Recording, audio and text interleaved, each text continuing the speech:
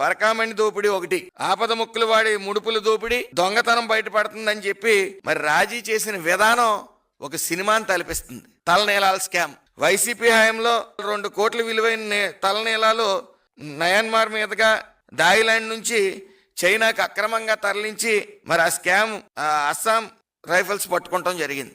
మరి ఇలాగా అనేక అవినీతులు చేసి మరి దేవుడి మీద మీకు భక్తి లేదు, భయం లేదు జగన్మోహన్ రెడ్డి గారికి. మరి ఈ బ్యాచ్ అంతా ఈ ఖాళీ బాటిల్స్ తీసుకెళ్లి అక్కడేదో అలజడి సృష్టిందాం, అలర సృష్టిందాం అని చెప్పి చిత్తశుద్ధి లేకుండా, దేవుడి మీద భయం కానీ భక్తి కానీ లేకుండా మీరు ప్రవర్తిస్తూ ఉన్నారు. ఖచ్చితంగా మీరు మూల్యం చెల్లించుకోక తప్పదు.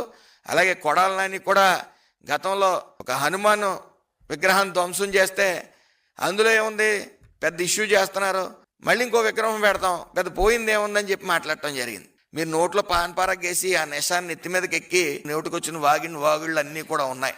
మీరు మద్యం మత్తులోని కులాల మధ్య హిందువుల మనోభావాల పట్ల ఆటలు ఆడుకుందామని చెప్పి ఇలాంటి వెకిలి చేష్టలు చేస్తే మరి ప్రజలు గమనిస్తా ఉన్నారు. ఆ దేవుడు గమనించాడు కాబట్టే మీలాంటి వాళ్ళని ఎక్కడ కూర్చోబెట్టాలి, కనీసం ప్రతిపక్ష హోదా కూడా లేకుండా పక్కన కూర్చోబెట్టారు. ఇంకా బుద్ధి రాకుండా మీరు ఈ ఆలయాలతోని, ఈ ప్రసాదాలతోని, ఈ తలనీలాలతోని ఇంకేది పడితే ఈ స్కామ్.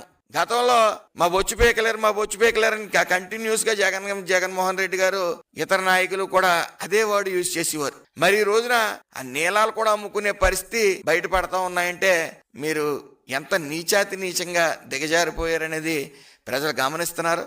దయచేసి ఇప్పటికైనా సరే మీకు చిత్తశుద్ధి ఉంటే మీరు దేవుడి పట్ల భయం భక్తితో మసలండి. అంతేగాని ఈ బాటిల్స్ పెట్టించడం, మీరు ఎన్ని వెకిలి చేష్టలు చేసినా అక్కడ అనేక సీసీ క్యామ్లు అన్నీ కూడా అక్కడ ఏర్పాటు చేయడం జరిగింది. అలాగే సీసీ క్యామ్లో జియో ట్యాగింగ్, ఫాస్టాగ్ డేటా ఆధారంగా బాటిల్స్ని కూడా మన పక్కా ప్లాన్తో కొండపైకి తెచ్చిన నిందితులను పోలీసులు పట్టుకున్నారు. మరి ఇవన్నీ గమనించుకుని మీరు ఇప్పుడుగానే బుద్ధి తెచ్చుకుంటారని ఆశిస్తూ, మరి ఆ భగవంతుడు జగన్మోహన్ రెడ్డికి ఆ టీంకి మంచి బుద్ధి ప్రసాదించాలని, వాళ్ళ మానసిక స్థితిని కొద్ది నిలకడగా ఉంచాలని చెప్పి మేము అందరం కోరుకుంటా ఉన్నాం.